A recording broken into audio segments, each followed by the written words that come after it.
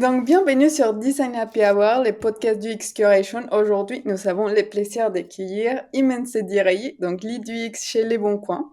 Et donc, c'est grâce à elle que maintenant, vous pouvez chercher des produits beaucoup plus facilement avec la fonctionnalité des Visual Research récemment intégrée dans l'application mobile.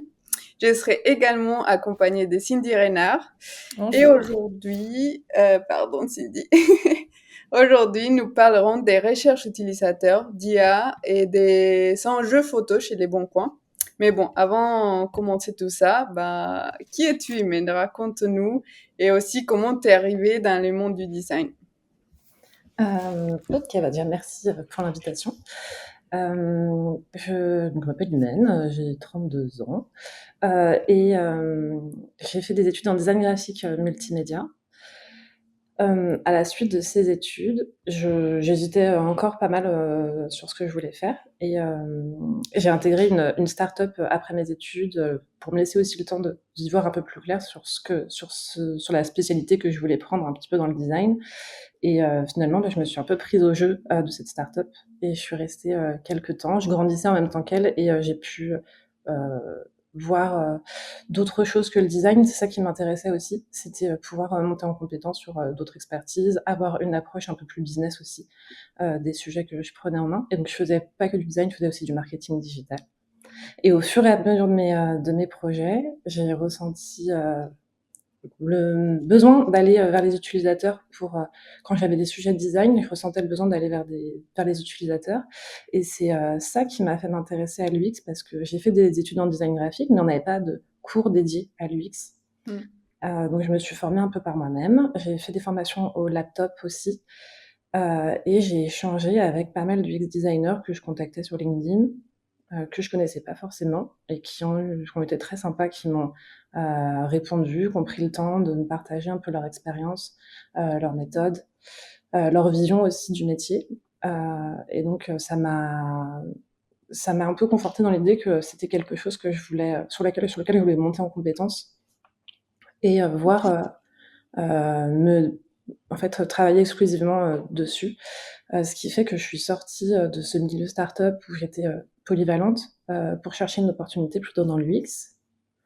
À ce moment-là, j'ai été un peu dans un dilemme où j'ai trouvé, en fait, je voulais que l'entreprise dans laquelle j'allais travailler soit, je voulais avoir de l'impact, pas nécessaire, enfin, en tant que designer certes, mais je voulais que l'entreprise pour laquelle je travaille ait de l'impact.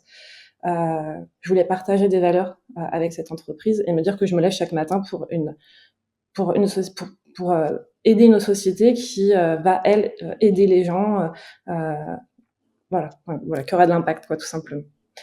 Donc j'ai trouvé des opportunités, enfin j'ai trouvé des offres d'emploi. J'avais notamment une opportunité d'UX designer chez l'Uni, donc c'est la boîte à histoire. C'est un univers que j'aimais beaucoup. L'édition jeunesse, j'ai trouvé tout ça fascinant et tout. Donc, j'avais ce poste d'UX dans cette structure. Et en même temps, j'avais aussi postulé en tant que lead UI chez Le Bon Coin, parce qu'en échangeant avec une ancienne camarade de classe qui était chez Le Bon Coin, j'avais vraiment compris qu'au-delà de l'impact, voilà, de l'enjeu environnemental auquel répond Le Bon Coin, il y avait aussi toute une organisation à l'intérieur qui était qui donnait vraiment envie, qui avait l'air d'être très structuré, qui permettait aux collaborateurs d'évoluer, de travailler avec des personnes hyper expérimentées, que ce soit en tech, mais aussi en produit et en UX, et qui pouvait offrir des mobilités aussi intéressantes. J'avais compris déjà à ce moment-là qu'il y avait un scope tellement vaste et des enjeux tellement vastes qu'en fait, tu peux rester un bon moment sans t'ennuyer parce que tu peux passer de travailler pour des acheteurs particuliers à travailler sur des sujets plutôt à destination des professionnels. Et donc, tu as un renouvellement continu dans tes tâches et ça m'intéressait beaucoup.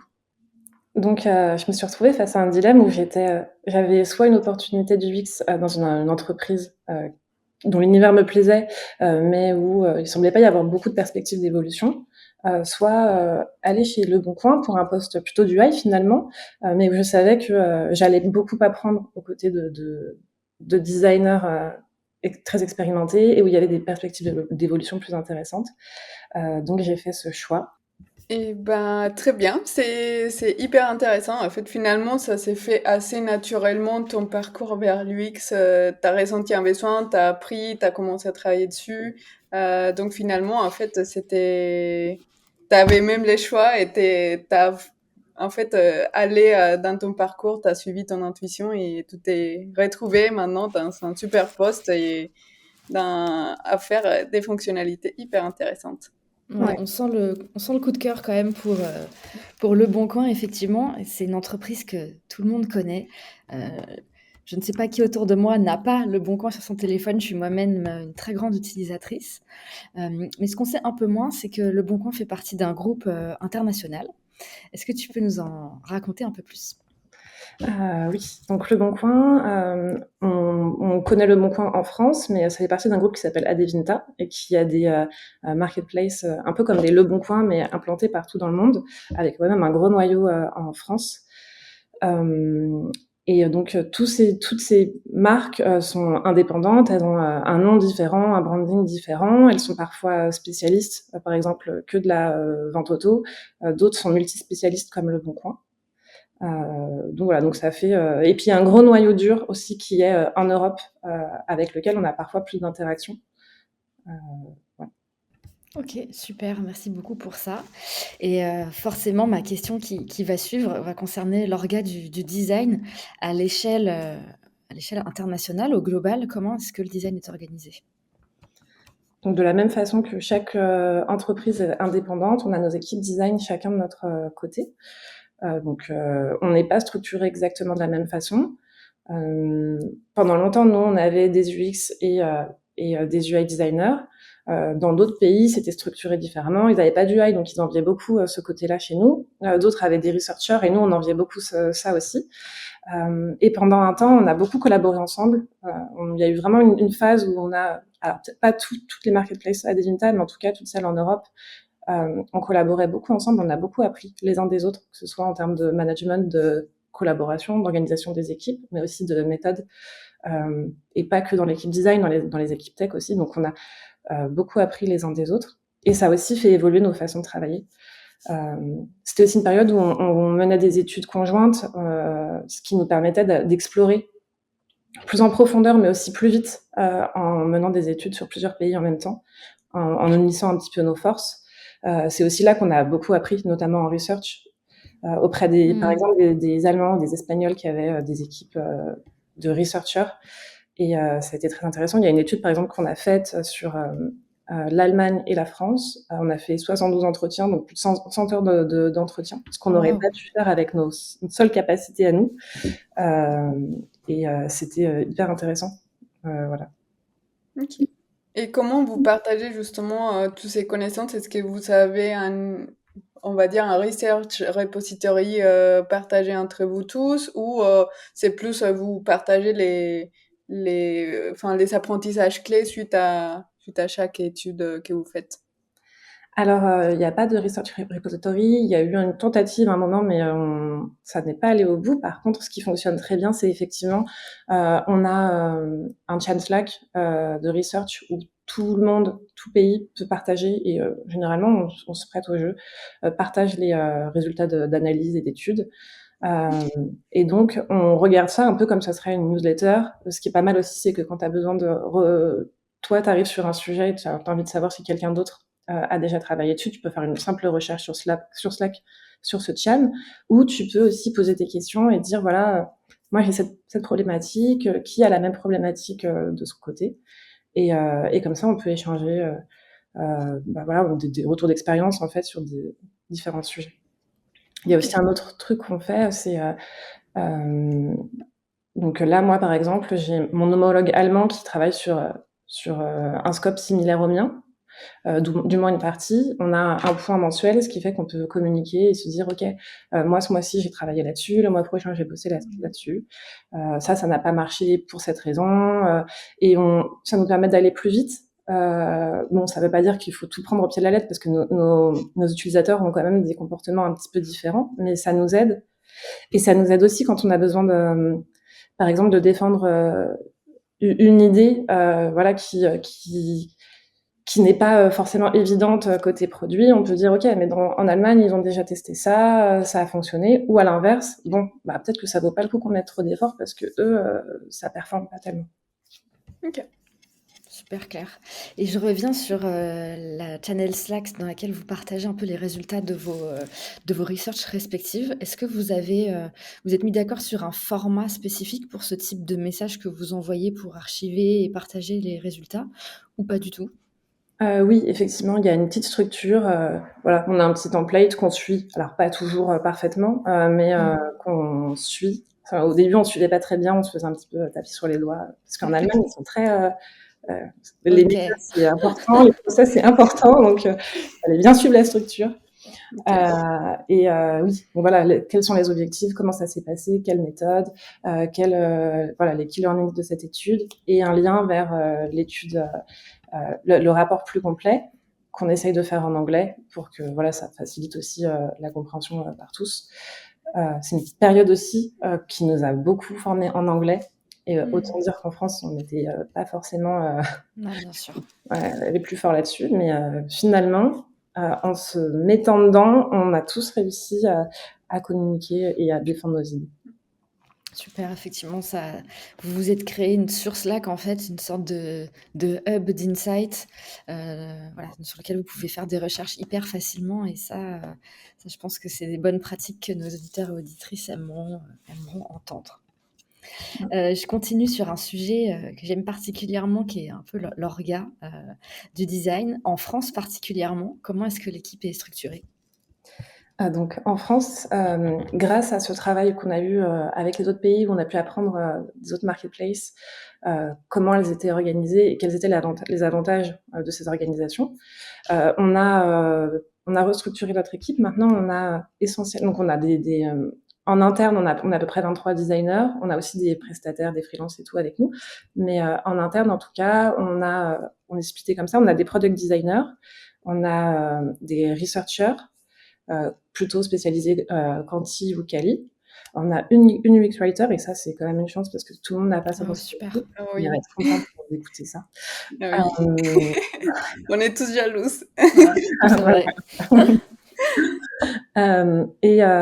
Si j'oublie, on a des visual designers aussi. Et je pense que j'ai fait le tour. Et je suis désolée si j'ai oublié quelqu'un. C'est déjà une très très belle équipe. Complètement. Et pour les cours, enfin, dans les jours à jour, comment vous travaillez? Quels sont les outils que vous utilisez? Alors, pour les maquettes et tout, on utilise Figma. On n'a pas de licence Figma, mais on utilise plutôt Miro, ce qui est pris en main très facilement par toutes les équipes quand on fait des ateliers avec des côtés produits et tech aussi. On utilise des outils comme Hotjar, Toluna, UserZone en fonction des besoins qu'on a sur la research. On centralise aussi les feedbacks sur Chattermill et on communique beaucoup en s'appuyant là-dessus. C'est pas mal utile. On essaye on a aussi des outils d'IA en interne. Là, on commence à utiliser, donc moi, je n'ai pas encore expérimenté, mais j'ai des collègues qui commencent là, depuis peu à utiliser Notebook LM en support pendant les entretiens. Parce que c'est vrai que la prise de notes, c'est toujours un sujet un peu complexe. Donc, ça Oui. peut aider. Ok, très bien. Et par rapport à vos rituels, est-ce que vous savez, j'imagine, enfin déjà il y a des rituels entre designers et ensuite il y a d'autres pour partager avec les autres métiers. Est-ce qu'il y a avec les business, avec la partie tech, comment vous organisez un peu vos journées de travail? Ok, alors en fait, nous, on est donc les designers, les product designers, on est dans des équipes, dans des squads. Ce qui fait qu'on est toujours avec eux. Quand on a des sujets, c'est avec eux. Donc c'est vrai que quand on a des projets où il y a besoin, enfin, on communique tout le temps avec eux. On va leur partager des insights, des rapports d'études. Voilà, on communique beaucoup avec eux. On est sur plus d'une squad, donc on ne participe pas à tous les rituels dans chaque équipe, sinon on n'a plus le temps de rien faire. Mais on essaie d'être présent du mieux qu'on le peut. Et après, on a des rituels entre designers, parce qu'effectivement, notre management, il est pas au niveau de la squad, mais au niveau de l'équipe design. Donc, une fois toutes les 2 semaines, on a une journée d'équipe où on va se partager voilà, des mises à jour sur des sujets, mais aussi des règles sur des projets qu'on a menés, ce qui a bien fonctionné et ce qui n'a pas fonctionné, parce que c'est aussi super important de communiquer là-dessus et d'apprendre de nos erreurs et de transmettre aux autres quelles erreurs il faudrait peut-être éviter de faire pour leur faire gagner du temps. Et donc voilà, donc on travaille pas sur les mêmes périmètres, mais par contre, il y a une grosse entraide entre les designers et on se retrouve régulièrement. Voilà. Et ensuite, on collabore sur des sujets un peu plus transverses et ça aussi, ça nous permet de garder le lien les uns les autres. Ok, trop bien. Et j'imagine que déjà, parce que 23 designers, c'est une grande équipe, donc déjà les challenges pour rester tous cohérents, j'imagine que c'est compliqué, mais alors est-ce que avec les autres pays, il faut aussi rester cohérent en termes que ça soit, je ne sais pas, visuellement ou certaines technologies utilisées ou les parcours, ou ça pour le coup c'est complètement différent et vous vous focalisez juste, on va dire, sur cette partie qui est dans l'équipe en France? Non, on n'a pas ce besoin d'être cohérent actuellement. Ok, trop bien. Bon, passons à d'autres sujets. On va parler dessin-jeu pour les bons coins. Donc, en fait, on aimerait savoir quelles sont les principales problématiques et enjeux sur lesquels vous allez travailler. Enfin, c'est quoi les pain points que vous adressez un peu tous les jours selon l'utilisation que vos utilisateurs ont avec que ce soit l'application ou les sites. Donc les designers, on est dans différentes squads. On est répartis dans des squads, dans des crews et dans des tribes. Il y a presque autant de problématiques que de tribes. Mais si je devais citer 3 problématiques qui me semblent importantes, je dirais peut-être comment simplifier l'expérience de recherche, notamment en travaillant sur la pertinence des résultats ou sur des nouvelles façons de rechercher un bien. C'est pour ça que, par exemple, tout à l'heure, on parlera de la recherche visuelle. Il y a aussi comment créer la confiance entre les acheteurs et les vendeurs. Parce que déjà, c'est compliqué sur une marketplace de créer cette confiance, mais quand en plus on est sur un espace où il y a des vendeurs particuliers, il y a encore plus un travail de réassurance à faire. Donc ça va passer par exemple, sécuriser les comptes, travailler sur l'exposition à la fraude, limiter l'exposition à la fraude. Voilà. Et on a aussi comment donner le pouvoir à nos vendeurs, qu'ils soient particuliers ou professionnels, parce qu'on a aussi des professionnels, d'être le plus efficace possible. Ok. Et par rapport à la partie, j'imagine ça rentre un peu dans tout ce qui est confiance pour un peu l'acheteur et sur les vendeurs. On voit que dans les plateformes e-commerce en général, les photos des qualités, c'est quelque chose qui est primordial. Donc, comment abordez-vous en fait ces sujets alors que ce sont des personnes, on va dire, normales, qui sont pas des photographes professionnels, qui vont fournir toutes les photos? Ouais, tout à fait. On a des vendeurs, on va dire des personnes normales qui vendent et on est très attachés à eux. On a des vendeurs pros, mais on est très attachés aussi à nos particuliers. C'est ce qui fait aussi la force de Leboncoin, c'est mettre en relation des particuliers entre eux.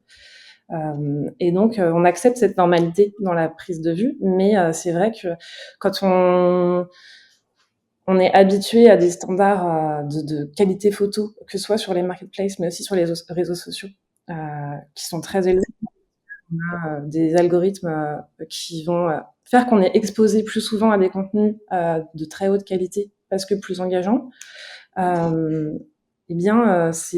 peut être décevant quand on arrive sur une plateforme de revente de seconde main, de se retrouver avec du contenu de photos peu qualitatives. Et ça peut y avoir un effet de halo, comme la photo elle est peu quali, on pense que l'annonce va être peu quali, mais aussi que le produit, le bon coin, n'est pas très quali. Donc pour nous, c'est un enjeu important parce que ça va aider les acheteurs à prendre leurs décisions, ça va aider les vendeurs à vendre plus vite. Et nous, pour notre image aussi, c'est important d'avoir des photos d'une qualité au moins correcte, très correcte. C'est hyper intéressant ce que tu nous partages, effectivement. Quelles mesures est-ce que vous avez mis en place Est-ce que vous avez sorti des fonctionnalités ou des traitements, des images particulières pour justement, que les photos soient, forcément plus ou moins toujours quali quoi, quelle que soit la prise de vue faite par le vendeur? Alors pour l'instant, il y a deux aspects. Il y a la quantité des photos qui fait que plus tu as une annonce qui va être, plus tu as une annonce qui va avoir de photos, moins il va y avoir de contacts pour juste des questions du type est-ce que je peux avoir une photo de l'arrière, je peux avoir une meilleure photo des défauts, etc. Donc la quantité des photos, c'est quelque chose d'assez simple à contrôler, à mesurer. Et le rapport entre quantité des photos et efficacité des annonces, c'est quelque chose d'assez simple comme data à récupérer. C'est vrai. Et il y a la qualité des photos. La qualité des photos, c'est un peu plus complexe parce que c'est subjectif. Le niveau, les attentes sur une plateforme de seconde main ne sont pas les mêmes que sur un site e-commerce. Les gens sont un peu plus tolérants à la mauvaise qualité des photos, à une certaine limite. Oui. Et ils n'ont pas toujours la même définition de qualité des photos. Donc ça, c'est un travail sur lequel on est. C'est plus un projet exploratoire à la fois tech et de user research qu'on a mené ces derniers temps. Voilà, si vous voulez, je peux vous en parler plus en détail. J'allais justement rebondir sur cette research que tu évoques. J'aurais bien aimé que tu nous racontes, dans la mesure de ce que tu peux nous partager, les hypothèses que vous posez, les potentielles solutions que vous êtes en train d'imaginer, les problèmes peut-être que vous avez détectés. Ça nous intéressera beaucoup. Ok, donc c'est plutôt un sujet qu'on a mené en amont, comme une grosse discovery à la fois tech et de user research. Donc je l'ai fait avec une collègue UX qui travaillait sur le parcours de dépôt d'annonces. Moi de mon côté, ça m'intéressait aussi parce que je travaille. Un de mes scopes, c'est la recommandation de contenu, et la recommandation de contenu, c'est si on recommande du contenu extrêmement pertinent, mais qui visuellement n'est pas attractif, il va y avoir un impact sur la perception de la pertinence de ce contenu. Ouais, Et notamment si on recommande du contenu sur la homepage, la page d'accueil, elle doit avoir l'air d'être une vitrine, et on aimerait avoir du contenu plus quali. Aujourd'hui, on n'est pas en mesure d'attribuer un score qualité photo. En tout cas, en production, c'est pas le cas. Cependant, c'était un peu l'objet aussi de cette étude, comment évaluer la qualité d'une photo et quelles sont les attentes. Même, on les connaît, on a déjà beaucoup de données sur les attentes des acheteurs au niveau de la qualité photo, mais on a essayé d'explorer un peu plus en profondeur. Donc, ce qu'on a fait, c'est sur le workstream de user research, on a travaillé ensemble avec ma collègue, mais aussi deux UX researchers, une en Allemagne et une en France, sur un bench en fait plutôt international. Donc c'était un bench qui allait au-delà des frontières françaises ou allemandes. Super. Et aussi, on a capitalisé sur toute la connaissance qu'on a en interne. C'est-à-dire que j'ai envoyé un petit message sur le chat Slack justement dont je vous parlais d'Insight, tout à Devinta, pour dire voilà, on travaille sur la qualité des photos. Est-ce que des équipes ont déjà traité ce sujet? Comment elles ont procédé? Qu'est-ce qu'elles ont déjà mis en place? Qu'est-ce qui a fonctionné ou non? Et on a pu ainsi récolter quelques données sur cette problématique. Et enfin, on a fait des user tests. On a fait tester à des utilisateurs français et allemands des solutions qui sont sur d'autres plateformes, et aussi des solutions qui n'existent pas sur le marché, mais qu'on avait imaginées pendant des ateliers d'idéation. Et on a essayé de voir ce qui pouvait avoir le plus d'impact pour eux. Et ce qui, au contraire, et où était la limite de la qualité de la photo. Il y a des features qu'on a fait tester sur, par exemple, corriger les couleurs ou enlever le background et mettre un autre background qui fait un peu plus studio photo, etc. C'est des choses qui, finalement, peuvent être appréciées sur des réseaux sociaux, mais sans grande surprise sur des marketplaces comme Le Bon Coin ou Kleinanzeigen en Allemagne. C'est des choses à éviter parce qu'en fait, on perd en authenticité. Et l'authenticité, les gens préfèrent une photo avec un gros défaut visible qu'une photo très lisse et en fait, tu contactes le vendeur ou tu reçois l'article et t'es déçu. Donc l'authenticité, la qualité doit pas se faire au prix de l'authenticité et de la fidélité de la photo.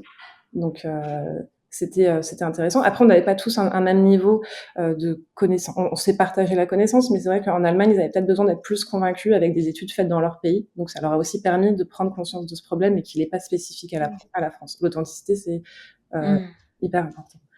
Donc, Aider à l'amélioration des photos, c'est une chose, mais dans une certaine limite. Et ça nous a permis de définir un peu ces limites-là. Après, il y avait un autre stream aussi qui était plus tech, avec des data Ok. scientists. Et Mhm. c'est là où on a pu, où la collaboration entre UX et data scientists, elle a été intéressante. Et elle se fait pas dans tous les projets. Et là, ça nous a permis de pousser plus loin. Donc, les data scientists, eux, ils travaillaient sur en fait, ils essayaient avec de l'IA, de comparer la data qu'on avait pour voir quel était le rapport entre qualité des photos et efficacité des annonces ou prix des annonces et qualité des photos. Donc l'effort qui va être mis en place en fonction du prix de vente des vendeurs. Parce qu'entre ce qui est dit et ce qui se fait, il y a une différence. On voulait comparer ça. Ouais, ok, je comprends. Donc il y a eu cette partie-là. Il y a eu aussi une étape où voilà, donc les data scientists travaillaient sur un modèle de reconnaissance de score qualité photo et on a voulu comparer les résultats des modèles avec les résultats des d'utilisateurs de plateformes de seconde main pour affiner en fait les modèles parce que les modèles ont des biais, les utilisateurs ont des biais. Il y a des biais qu'on peut garder, d'autres qu'on ne peut pas garder. Et ça, c'était un travail qu'on a fait donc, entre UX et Data Scientist de choisir quel biais on peut garder pour raffiner ces modèles et quel biais il vaudra mieux éviter, sinon ça va être trop contraignant, les scores vont être trop durs en fait. On arrivera difficilement à atteindre un score qualité correct. Ok, tout un travail de jeu d'équilibre finalement pour garder en authenticité, tout en ayant des visuels qui donnent envie, qui inspirent la confiance envers les produits, envers les vendeurs, envers Le Bon Coin. Et j'aime beaucoup cet exemple de collaboration que tu soulignes entre le design et la data, comme quoi ça peut faire des chocs à pic quand on utilise ça à bon escient. Et je me permets de rebondir effectivement la qualité des photos que tu as un peu abordées avec nous. J'imagine que ça a été aussi un élément assez central de la nouvelle fonctionnalité que vous avez mis en place récemment et sur laquelle tu as travaillé.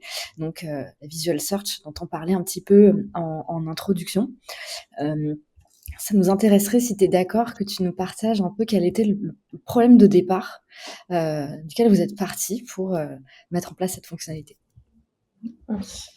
Donc la recherche sur Le Bon Coin, elle a plein d'avantages, mais c'est vrai que parfois les utilisateurs peuvent rencontrer des difficultés quand, par exemple, ils ne connaissent pas l'appellation d'un objet qu'ils recherchent, ou si par exemple eux ils ont un terme en tête qui est peut-être le bon, mais les vendeurs eux ont une terminologie. Par exemple, un exemple ça peut être turbulette ou gigoteuse pour les parents. Voilà, c'est des mots qui sont un peu différents, C'est vrai. mais ça représente la même chose.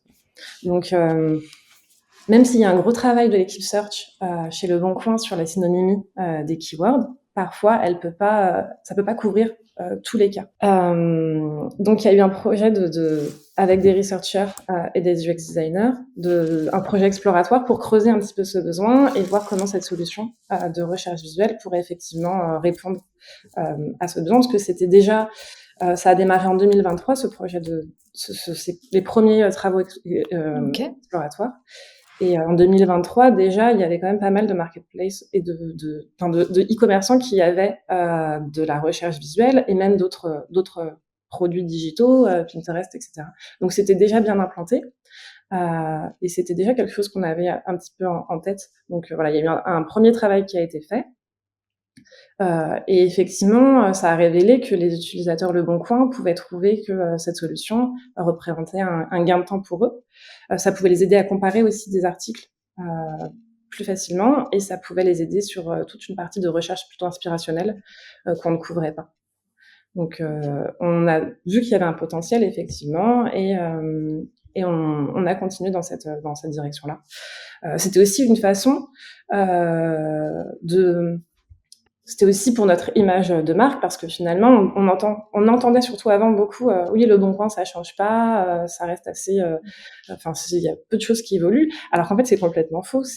Déjà moi, en 2023, en 2022, quand j'ai intégré Le Bon Coin, il y avait, je me souviens que pendant mon onboarding, on m'avait dit, il y a il y a des dizaines et des dizaines de changements, d'évolutions chaque semaine sur les produits Le Bon Coin. C'est des choses qu'on voit pas forcément. Mais comme on adresse des personas très variés, en fait, ils sont un peu éparpillés sur ces différents parcours dont on se rend pas forcément compte. Mais il y a un énorme travail qui est fait par toutes les équipes Produit Tech et UX. Et de l'IA, on en a depuis un moment, on en a sur plein de parcours différents. On a des dizaines déjà de cas en prod. C'est juste qu'on le met pas forcément toujours en avant parce que ce qui compte pour nous, c'est pas nécessairement que ça se sache, surtout qu'avant l'IA, voilà, c'était pas aussi tendance que maintenant. Donc on n'a pas forcément besoin que ça se sache, on a besoin que ça serve l'utilisateur. Donc on n'avait pas besoin de communiquer autant. Là, c'est vrai que cette feature, elle a l'avantage à la fois de répondre à un besoin, mais aussi de valoriser un petit peu toute l'expertise qu'on peut avoir. Et donc voilà, il y avait ce double intérêt, on va dire. Ça marche. Et je retiens effectivement ce que tu soulignes, que je trouve vraiment hyper intéressant aujourd'hui, c'est que vous cherchez vraiment à utiliser l'IA comme un moyen pour répondre de la meilleure manière possible à un besoin de vos utilisateurs et pas comme une finalité à absolument mettre en place parce que c'est tendance en ce moment. Donc ça, je trouve que c'est un élément hyper important et que nos auditeurs et auditrices aimeront entendre. Et j'aimerais te reposer la question en termes de méthodologie. Comment est-ce que vous avez travaillé finalement pour construire et lancer cette feature? D'accord. Donc il y a eu ce premier travail exploratoire. Ensuite, à partir de là, il y a eu un plan d'action qui a été créé. Et la première chose, c'était on allait travailler on a eu 2 use cases. Le premier, c'est les annonces visuellement similaires, donc entre 2 annonces existantes, qui étaient déjà techniquement assez complexes à mettre en place. Et dans un second temps, un use case plus complexe, mais aussi plus attendu par les utilisateurs, qui était la recherche visuelle. Donc, à la place d'un mot-clé, utiliser une image. Ok. Donc, on a commencé par travailler par les annonces visuellement similaires. Il y a eu des expérimentations de modèles pour créer en fait cette solution. En parallèle, on a aussi fait des user tests pour, au fur et à mesure que le modèle était affiné, on aidait en fait à raffiner ce modèle en soumettant les résultats à des utilisateurs pour voir pour comprendre en fait à quel point les matchings d'annonces de photos d'annonces étaient effectivement concordants et pourquoi ça ne l'était pas. On a commencé sur de la mode où il y a quand même tout un travail c'est hyper complexe, on se rend pas compte, mais ce que toi, Cindy, tu vas considérer comme ok, finalement ça matche bien, le résultat est ok. Peut-être que toi, Catalina, tu vas dire non, c'est pas la même matière. Ou ouais, non, mais en fait c'est la même matière, mais je préférais une autre couleur. Donc, ou alors c'est pas la même marque. Et donc sur la mode, il y a plein de critères et on essaie de comprendre quels sont les critères les plus importants sur la mode. Si je me souviens bien, ça a été fait par une researcheuse espagnole, une UX, ma collègue française, et moi aussi j'ai contribué, et ça a été fait, si je me souviens bien, sur des collaborateurs à Devinta. Donc d'abord, c'était des tests qu'on faisait en interne avec nos collègues. Ok. Voilà. Ensuite, il y a eu aussi, affiner l'UI de la première version pour ce use case. À ce moment-là, même s'il y avait quand même beaucoup de produits qui proposaient de la similarité de photos, c'était quand même quelque chose d'assez nouveau, c'est un usage assez nouveau, donc on n'a pas essayé de réinventer la roue. On a regardé ce qui se faisait et on s'est dit, ok, il faut pas que les gens essaient déjà que l'icône existante, elle est nouvelle, donc c'est quelque chose de nouveau à apprendre. On va pas créer une nouvelle icône. D'ailleurs, on voyait à ce moment-là, quand on faisait nos benches d'un mois à l'autre, que il y avait Pinterest qui évoluait, qui A/B testait des icônes différentes ou qui A/B testait des awareness différents. Donc on sentait qu'il y avait rien de vraiment très stable. On s'est adapté à ce qui se faisait le plus. Et on s'est dit qu'on itérera plus tard si besoin. Et aussi, on a bien sûr testé la compréhension.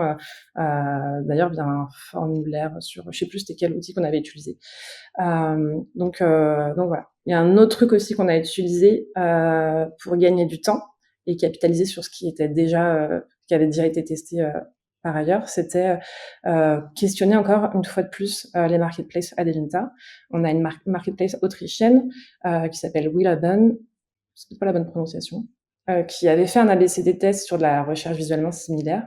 Et on a réutilisé ça pour gagner aussi du temps sur les itérations. Ok. C'est Channel Slack, il a l'air d'être vraiment la mine d'or des connaissances. C'est vrai. Mais donc oui, ça c'était la première étape pour le premier use case. Ok, trop bien.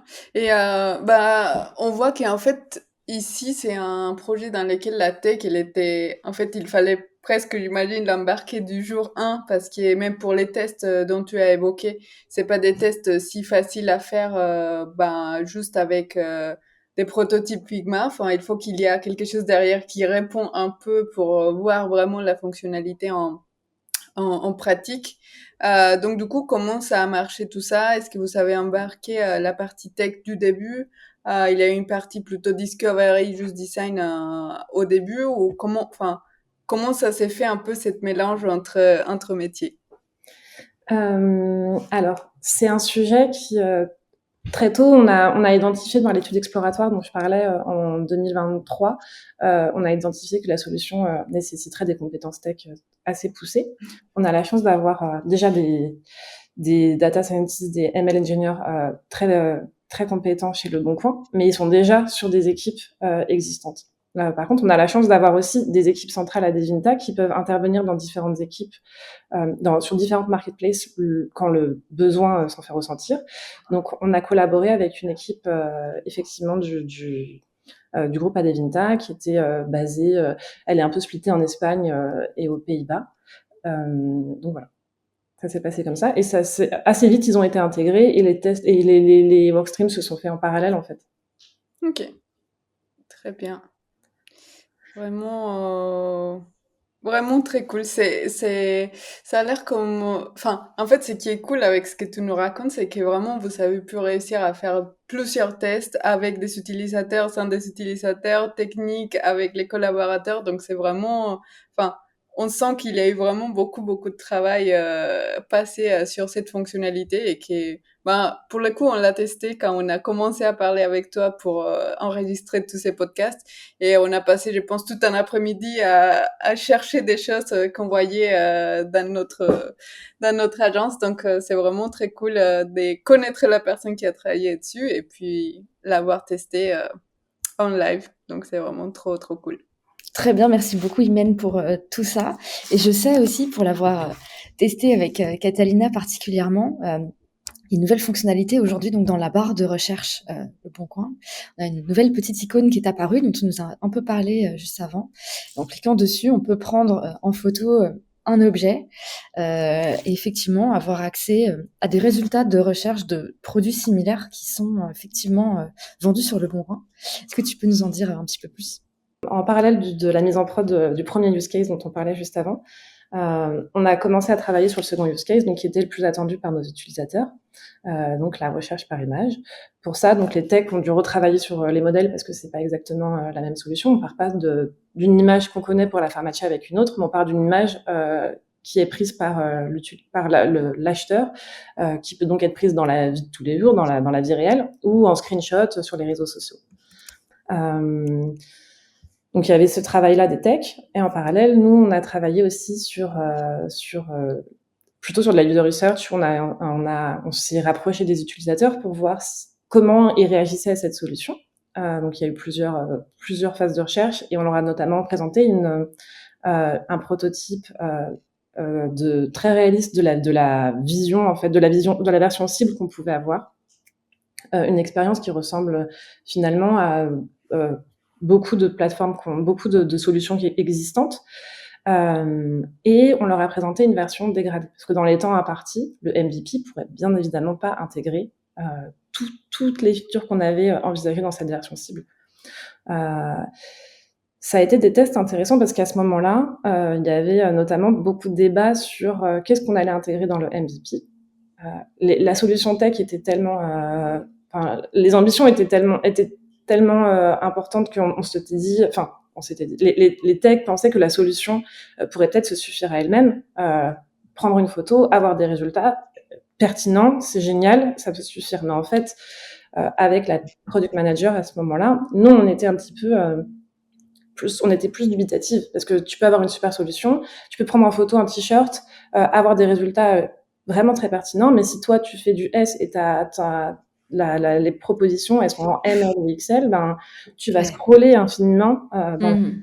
et la promesse, c'était quand même gagner du temps en faisant votre recherche. Et finalement, ton temps, tu l'as perdu, quoi. Il y a un genre d'ascenseur émotionnel qu'on voulait absolument pas créer chez les utilisateurs.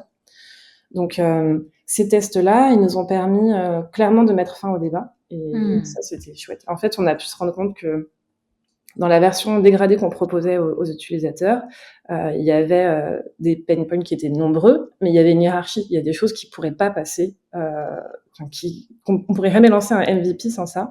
Et ça nous a beaucoup aidé à ce moment-là. Il y a même des éléments où les gens nous disaient ah ouais, mais là il n'y a pas les filtres, donc ça doit être un oubli, je pense, dans votre maquette, mais en fait, oui, bah, je m'en doute que vous allez les mettre, de toute façon, c'est pas possible sans. Oui. Donc c'est le genre de choses Ok, qui, ok, clairement, ça marche. le débat s'arrête là, on va mettre des filtres. Mais voilà, après, il y a une balance, on peut pas, il faut hiérarchiser, prioriser les besoins, et donc, il y a des choses qu'on a mis plutôt en stand-by. Et plus on s'approchait de la deadline, et plus on a eu de nouvelles contraintes différentes, comme on peut en avoir dans plein de projets. Il y a toujours des aléas qui font que ça se passe pas exactement comme prévu. Ce qui fait que on a dû aussi, la version dégradée du MVP, on a dû la revoir encore une fois, un peu à la hâte, parce que là, je me souviens que c'était pour le coup, je partais en vacances quelques heures après. Donc, il a fallu refaire des maquettes à la dernière minute en priorisant. On a eu la chance d'avoir fait beaucoup de research avant, ce qui fait qu'on a pu prioriser les besoins, mettre l'esthétique de côté. On n'aurait peut-être pas une expérience hyper immersive dans un premier temps, mais ce qu'il fallait, c'était surtout éduquer les utilisateurs, parce que c'est une feature qui est vraiment nouvelle. Autant on peut avoir des utilisateurs assez jeunes, mais pour certains, ça sera peut-être la première fois qu'ils seront confrontés à de la recherche visuelle, donc il faut leur faire comprendre la valeur, et il faut aussi les guider, parce que dans le MVP qu'on avait, une photo mal prise, mal cadrée, avec plusieurs objets, ça pouvait aboutir à une page sans résultat. Le modèle pouvait ne pas reconnaître le contenu recherché. Donc il y avait ce travail d'éducation et de comment guider les utilisateurs qui me semblait prioritaire par rapport à d'autres choses comme l'esthétique, voilà. Donc avoir une expérience qui fonctionne, le fonctionnel avant le reste. Et c'est ce sur quoi on s'est concentré pour cette V1. Elle a été ensuite déployée partiellement, donc progressivement. D'abord, je sais plus, c'était 1 ou 5%. Et dans cet échantillon d'utilisateurs, j'ai demandé à des collaborateurs qui faisaient pas partie de Product and Tech chez Le Bon Coin, pour éviter le biais ou le fait qu'ils pouvaient déjà être habitués à certaines de nos problématiques, si elles voulaient bien intégrer cet échantillonnage. Le déploiement progressif, ça nous a permis de dérisquer la sortie de la feature en vérifiant notamment si la découvrabilité de la feature, est-ce que les gens comprennent où elle est-ce qu'ils la trouvent, si les taux de clic, l'efficacité de cette feature, les taux d'erreur. On avait fait en sorte d'avoir nos résultats page pour savoir si les erreurs pouvaient venir de la photo elle-même ou du fait que les gens filtraient et que le filtre limitait trop les résultats. Et le fait d'avoir des collaborateurs dans cet échantillon aussi d'utilisateurs, ça me permettait, moi, d'avoir des données un peu plus quali avant ce lancement plus général. Et voilà. Et ensuite, on a itéré quelques temps plus tard sur des petits ajustements qui nous paraissaient vraiment importants. Et maintenant, on laisse un petit peu les gens s'habituer et on prévoit là, dans les prochains mois, peut-être fin du quarter, de lancer plutôt de la user research pour comprendre comment les gens se sont adaptés à cette nouvelle feature, qu'est-ce qu'ils en pensent, quels sont les usages ou les non-usages, quelles sont les attentes. Voilà, pour avoir un retour d'expérience à quelques mois après le lancement. Ok, super. Donc, finalement, c'est une belle histoire d'une feature qui a été construite d'abord en MVP, comme on aime, qui a été lancée sur un petit panel. Je crois que je fais partie des quelques pourcentages qui l'ont eu en premier, donc je suis très flattée. Et on a hâte de voir comment elle va évoluer encore dans les mois à venir. Ok, bah merci Imen. C'est vraiment trop cool tout ce que tu nous as raconté. C'est vraiment hyper impressionnant de voir tous les features sous la immensité, surtout du groupe des Adevinta, les bons coins et aussi bah, tous les designers qui travaillent dessus et surtout la puissance de ces channels magnifiques de Slack que j'aimerais bien regarder. Ouais, ça donne envie. Mais du coup, on est arrivé au petit moment des détentes ou peut-être des stress, je sais pas comment tu les verras. C'est les jeux de son. Donc, pour rappel, les principes du jeu est très simple. Donc, l'objectif, c'est que tu vas écouter différents sons. Et l'idée, c'est que tu arrives à deviner d'où ça provient. Ça peut être des applications, euh, des sons qu'on entend un peu quand on se balade. Enfin, ça peut venir un peu de partout et n'importe quoi. Et l'idée, c'est à chaque son, bah, on va te poser une petite question un peu plus personnelle pour que tout le monde puisse te connaître un peu mieux. Donc, est-ce que tu es prête? Ok, je suis prête. J'appréhende un peu, mais je suis prête. Ok, bah, j'ai l'un des premiers.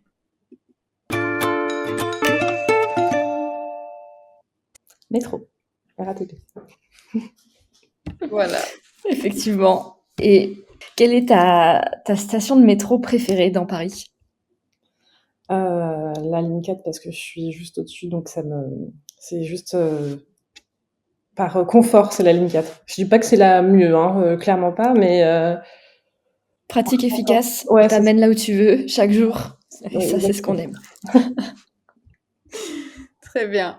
C'est parti pour les deuxièmes sons. Ça, c'est pas un jeu vidéo, genre la Game Boy d'il y a fort longtemps. Ouais. Exactement. Très Mais fort. Le jeu.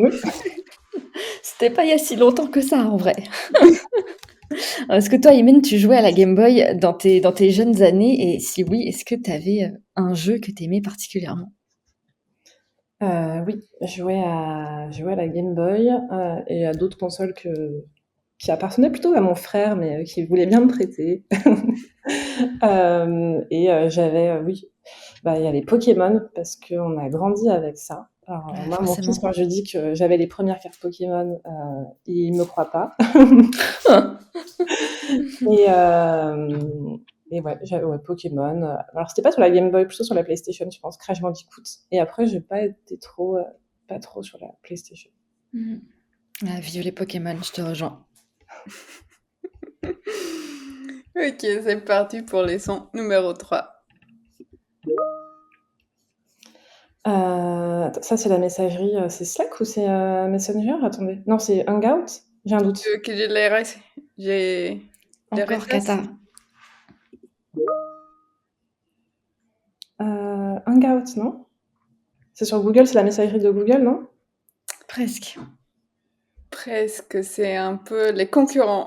C'est l'autre. C'est C'est pas l'autre. Teams et compagnie? Oui. Ah, c'est quand j'entends Voilà. mon mari, en fait. C'est pour ça, j'ai l'impression de l'avoir, mais c'est... Ouais, Ah, ok.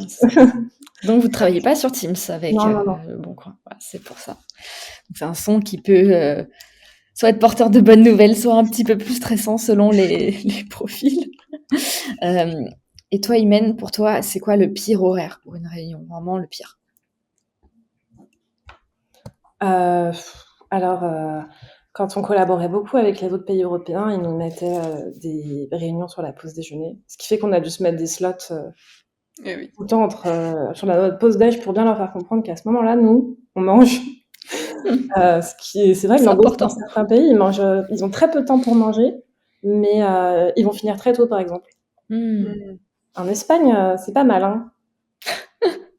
C'est vrai que c'est très français de prendre au moins 1 heure de déj. C'est vrai que dans d'autres pays, c'est vraiment Ouais. beaucoup plus court. C'est vrai que le soir, en revanche, effectivement, les après-midi, ils sont Mm. libres plus tôt. Ah oui. Surtout l'hiver, si tu peux réussir à sortir quand il fait encore un peu de soleil, Ouais, c'est un bon point. ça donne envie, ouais. Bon, c'est parti pour les quatrièmes. Attends, ça, c'est pas MSN? C'est un whiz d'MSN, non? C'est un whiz de MSN. Est-ce que ça te rappelle des bons souvenirs? Je sais pas sûr. Oui, peut-être.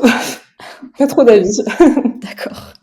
Et est-ce qu'il y a quelque chose de l'internet de notre adolescence qui te manque particulièrement? À part les Pokémon, on en a déjà parlé. Ouais, j'aimerais bien retrouver les skyblogs des copines et tout. Ah ouais. Après, on a un petit peu honte quand on relit ce qu'on écrivait et qui n'avait... Déjà, quand tu as des fois des notifs Facebook, parce que j'ai encore un peu sur Facebook, sur tes souvenirs, et qui te remontent des messages sans aucun sens d'il y a 5-6 ans, enfin plus que 5-6 ans, peut-être 10-15 ans, 6, ouais. plutôt, tu te dis « Ah oui, j'étais comme ça. Moi, j'étais ce genre de personne-là. » Oui. Donc je crois avoir vu passer que maintenant les skyblogs sont tous archivés à la BNF, un peu comme un marqueur d'époque. Donc je me rappelle avoir reçu un email pour savoir si je souhaitais supprimer ou non le contenu de mon skyblog avant qu'il soit aspiré pour être archivé à la BNF. Donc voilà, mon skyblog est archivé à la BNF. Un jour quelqu'un le relira. On sait ce qu'on va faire ce week-end. Catalina va venir à Paris, aller à la BNF pour lire mon skyblog. C'est exactement ça. Alors, les derniers sont.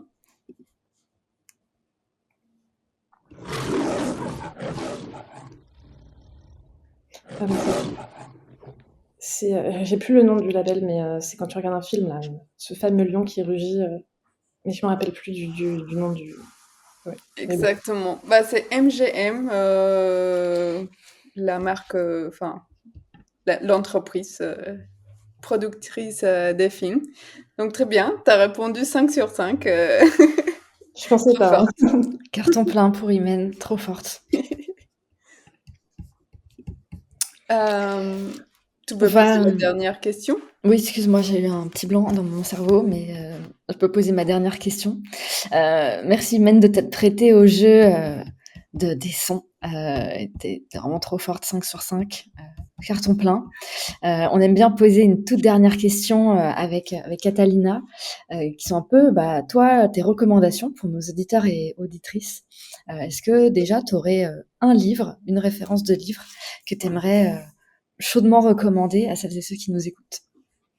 Un livre qui m'a aidée l'année dernière, en tout cas, qui te fait monter d'un cran en empathie quand tu collabores dans un milieu multiculturel. Donc nous, quand on collaborait beaucoup avec les autres pays d'Europe, c'est le livre Cultural Map d'Erin Meyer.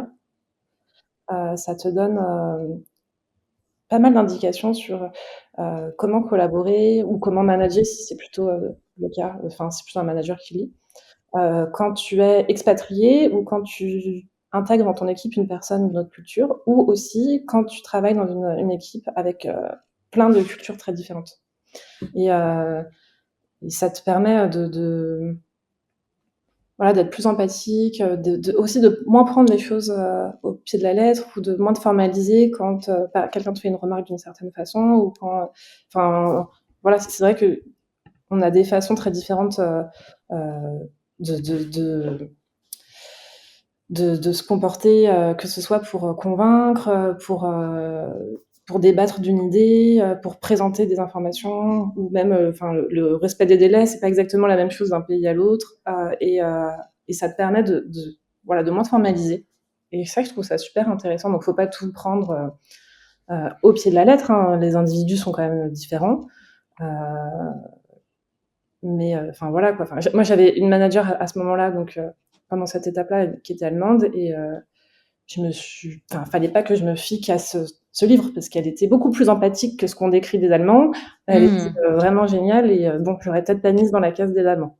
Bon, même s'ils sont géniaux, les Allemands, c'est pas ce que je voulais dire exactement. Ok, ça peut effectivement être hyper intéressant, effectivement, pour bien travailler à l'international. C'est vrai que cet enjeu des différentes cultures, c'est une question qu'on aurait pu te poser avec Assaïna pour bien comprendre comment au quotidien, quelles sont les petites problématiques que vous pouvez rencontrer pour bien vous comprendre et travailler ensemble. Je continue avec un film que tu pourrais recommander, que tu as particulièrement aimé, ou un peu ton film préféré, ta zone de confort. J'aime bien les films un peu policiers et tout, thrillers et tout, mais un film qui m'a plutôt plu en 2024, c'était, Moi Capitaine, OK. sur le parcours de migrants et j'avais trouvé ça hyper intéressant et Mmh. enfin vraiment tu prends un autre regard sur, tu peux avoir déjà de l'empathie pour les personnes qui vivent un parcours que tu soupçonnes déjà difficile, mais Mmh. quand tu vois ça, tu as un regard encore différent et ouais.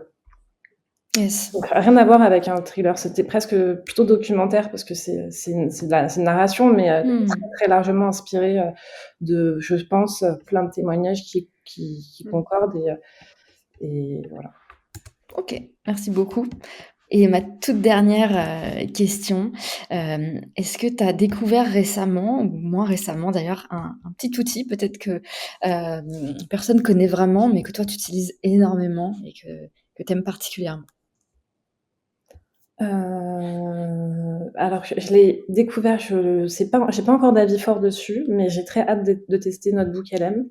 Mmh. Heu, OK. voilà, apprendre après avec des pincettes. Enfin, pour moi, que ça reste important, même si tu es plus autonome sur ta prise de notes et cetera, ça reste important, je pense, d'impliquer les équipes. Et enfin, dans mes équipes, je bosse avec pas mal de tech et je trouve ça intéressant, qu'ils participent. Alors si c'est pas en prise de notes, parce que c'est quand même, ça demande un effort, au moins en observateur, heu, sur les entretiens, sur les user tests. Ça permet, de leur en fait, ils comprennent encore plus, où vont tous leurs efforts ou pourquoi ils les font. Ça Mmh. donne du sens, à l'aspect itératif, ça permet d'expliquer aussi pourquoi parfois il y a des rollbacks. Donc voilà. Donc j'ai hâte de le tester, ce qui veut pas dire que je vais complètement changer ma façon de Mmh. travailler. OK. Bon, bah, super, on a hâte, du coup de rééchanger avec toi pour avoir finalement ton retour d'expérience sur cet outil. Bon, merci Imen. C'était vraiment un plaisir de t'avoir aujourd'hui. Déjà, on a découvert que tu es très forte pour les jeux de son et aussi, bah, tout ce C'est que vrai. tu nous as raconté, c'est vraiment hyper bah, passionnant et aussi très intéressant. Donc, on a très hâte de continuer à utiliser les bons coins et voir toutes les fonctionnalités, les petites incrémentations que vous allez développer bah, d'ici pour toujours. Et bah, aussi de suivre ton parcours parce que vraiment ça a l'air hyper intéressant et puis merci beaucoup encore une fois d'avoir accepté notre invitation. Merci à vous, j'espère qu'effectivement ça pourra je sais pas, aider d'une façon ou d'une autre les gens qui écoutent et qu'il y a des gens qui sont allés au bout de ce podcast, ça veut dire que ça ils ont trouvé un intérêt. Bravo à vous. C'est pas Merci. facile, mais bravo à vous. Merci beaucoup encore Imen. Merci à vous, bonne journée. Merci.